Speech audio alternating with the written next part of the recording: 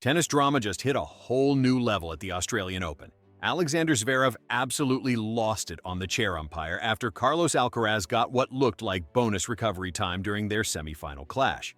We're talking full-blown meltdown, F-bombs flying, and a controversy that's got everyone picking sides. This wasn't just another tennis tantrum. This one actually had some serious merit behind it. So here's what went down at Melbourne Park. Zverev was up 2-0 against the world number 1. He'd taken the first set 6-4, then edged out a tight second set tiebreaker 7-6. Everything was going his way. Then suddenly, with the third set locked at 4-4, Alcaraz pulls up lame while serving at 15-all. Now, this is where things get spicy. Alcaraz is clearly hurting. We're talking upper right leg, groin area, the whole deal. He's moving like someone's grandpa trying to chase down a bus. The chair umpire, Mariana Veljovic, stops the match to check if he's okay. Seems reasonable, right? Wrong. At least according to Zverev. The German absolutely erupts. "Why are you not starting the clock for 15 seconds?" he demands. Because here's the thing. In tennis, you get 25 seconds between points. That's it. The umpire is supposed to start that countdown, and if you're not ready to play, tough luck. But Veljovic hits him with the classic, "I have to see if he's okay" response. Zverev's not having it. "He's cramping," he fires back. And here's where the whole controversy really sits. Because if Alcaraz was indeed cramping, that changes everything. See, tennis has this fun little rule that basically says cramping is your own problem. You don't get medical treatment for cramps. You don't get extra time for cramps. You suffer through it or you retire from the match. Those are your options. He was cramping, so normally you can't take a medical time off for cramping. But what can I do? It's not my decision. I didn't like it, but it's not my decision. In the beginning, when it was on a specific, just one muscle, so I didn't think it was cramp at all at the beginning. So I didn't know exactly what it was, because I just go around to a forehand and then I started to feel it just in the right adductor. So that's why I just called the physio, because it was just that moment. The rest of the legs, the left leg was good. I mean, not good, but decent. But and after that, with all the stress that didn't know what's going on, didn't know if it's gonna be worse or not. It came everything after all. But in that moment, I just talked to the physio. I said, okay, I just want to run, to the forehand side, and I started to feel like the right adductor. So he decided to take the medical time out, and then he did it. Veljovic tries to defend her decision with, "But I can't know that." Which, okay, fair enough in the moment. But here's what makes Zverev's anger totally justified. Alcaraz somehow manages to hold serve despite looking like he's about to collapse. And how does he do it? Then, immediately after holding serve, what does Alcaraz do? Calls for a medical timeout. This is where the whole thing becomes absolutely ridiculous. You cannot call a medical timeout for cramping. It's literally against the rules. The medical staff came out, gave him treatment, and here's the kicker. Alcaraz was drinking pickle juice. You know what pickle juice is famous for?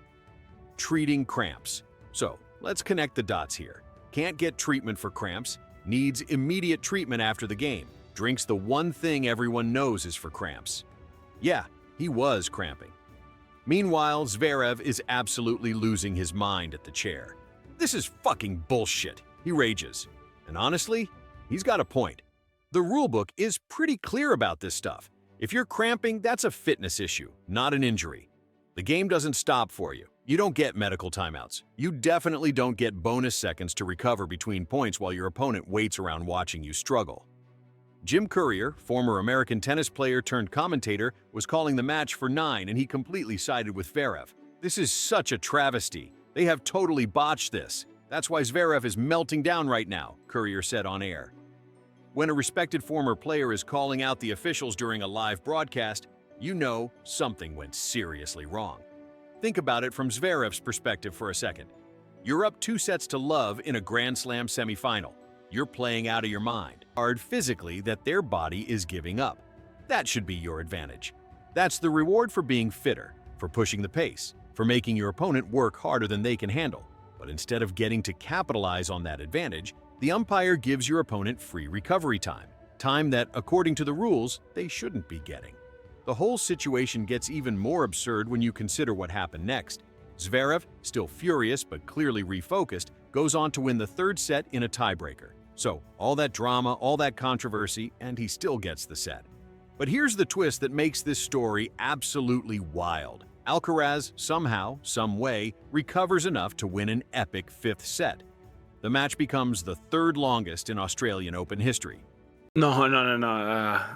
I saw the video and I saw the people talking about it, but there weren't a single second that I thought about retiring. After a battle like that, you'd think Zverev might cool down about the whole thing. And to his credit, he did take a more measured approach in the post-match press conference. He was cramping, and you can't take a medical timeout for cramping. What can I do? I didn't like it, but it's not my decision, Zverev explained. Notice how he's still standing by his point, but doing it without screaming at anyone. Then he added, I just said it was bullshit, basically. Which is the most diplomatic way possible to say, yeah, I called it bullshit during the match, and I still think it's bullshit now, I'm just not yelling about it anymore. But here's what really shows Zverev's class. He ended his comments by saying, but to be honest, I don't want to talk about this right now because it was one of the best battles there's ever been in Australia. Even after losing a match where he felt the officiating screwed him over, he's giving credit to his opponent and acknowledging the quality of tennis they both produced. That's pretty mature for a guy who was dropping F-bombs at the chair umpire an hour earlier. The whole situation raises some serious questions about tennis officiating, though. Chair umpires have an incredibly difficult job. They're making split-second decisions that can affect the outcome of matches worth millions of dollars and historic legacies.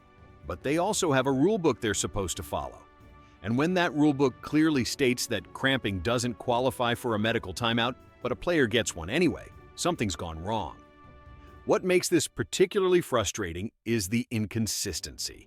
We've all seen matches where players are clearly hurt, clearly struggling, and the umpire is ruthless about starting that shot clock. No exceptions, no sympathy, just cold enforcement of the rules. Then you get situations like this where suddenly the umpire is playing doctor, trying to diagnose whether an injury is serious enough to warrant stopping play. That's not their job.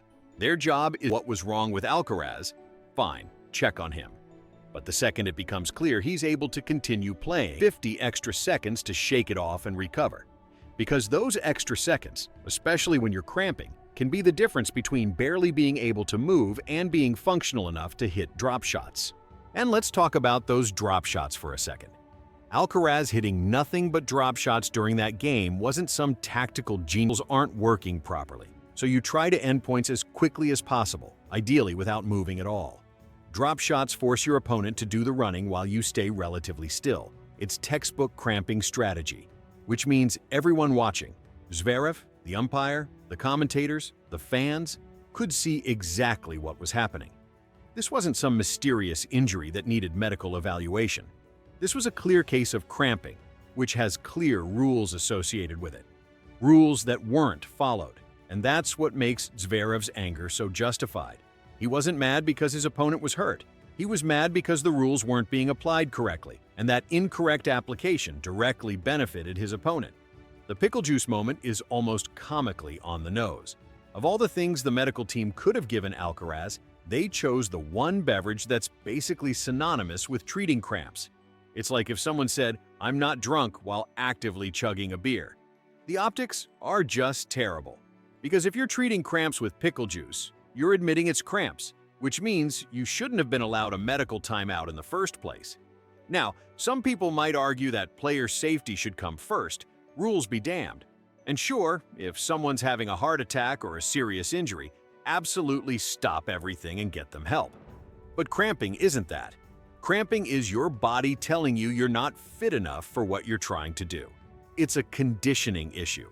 And in professional sports, conditioning is part of the competition. If you cramp up, that's on you. You didn't prepare well enough, or you're being pushed beyond your limits, or you made bad tactical decisions about pace and energy management. Whatever the reason, it's not supposed to be the umpire's job to give you bonus recovery time. The fact that this happened in a semi-final of The rules should be applied most strictly here, not most loosely. If anything, you'd expect umpires to be extra careful about not showing favoritism or bending rules at this stage of the tournament. Yet here we are, with the world number one getting what appears to be preferential treatment in a crucial moment. What's really interesting is how this controversy got overshadowed by the match itself, because as much as Zverev had a legitimate gripe about the officiating, Alcaraz still had to actually win the match. And he did, in 5 epic sets. So, while the third set incident was absolutely questionable, it's not like it handed Alcaraz the victory. He still had to play through the pain, still had to find a way to compete, still had to win crucial points. The better story became the incredible tennis rather than the officiating controversy. But that doesn't mean the controversy wasn't real or wasn't important. Bad officiating doesn't get a pass just because the match turned out to be exciting. If anything, the stakes being so high makes the bad call worse, not better. These players work their entire lives for moments like this. Having those moments potentially influenced by incorrect rule application is unacceptable. The tennis world has seen its share of officiating controversies over the years. Serena Williams' meltdown at the US Open, various Hawkeye dramas, arguments over time violations. But this one feels different because Zverev wasn't arguing about a judgment call. He was arguing about a clear rule being misapplied. There's no gray area about whether you can get a medical timeout for cramping. The answer is no. Yet it happened anyway. Moving forward, this incident should probably trigger some serious discussions about how medical situations are handled during matches. Maybe there needs to be clearer protocols for umpires to follow. Maybe there needs to be a medical professional who makes these calls instead of the chair umpire. Maybe the rules about what constitutes a legitimate medical timeout need to be tightened up. Because right now, we've got a system where the same injury can be treated completely differently depending on which umpire is in the chair.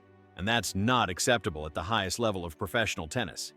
Zverev handled the aftermath about as well as anyone could expect. He made his point clear, both during and after the match, but he didn't let it define the narrative. He acknowledged the controversy, stood by his position, but also gave credit where credit was due. That's the mark of a professional who understands that sometimes you get screwed by officiating, but you still have to move forward and compete. The anger was justified. The way he expressed it, both in the moment and afterward, was reasonable given the circumstances. This whole situation proves that even at the highest levels of tennis, officiating can still be a complete mess. Zverev had every right to be angry, and honestly, he handled it better than most would have. What do you think? Was the umpire wrong or just being cautious? Smash that like button and subscribe for more tennis drama breakdowns.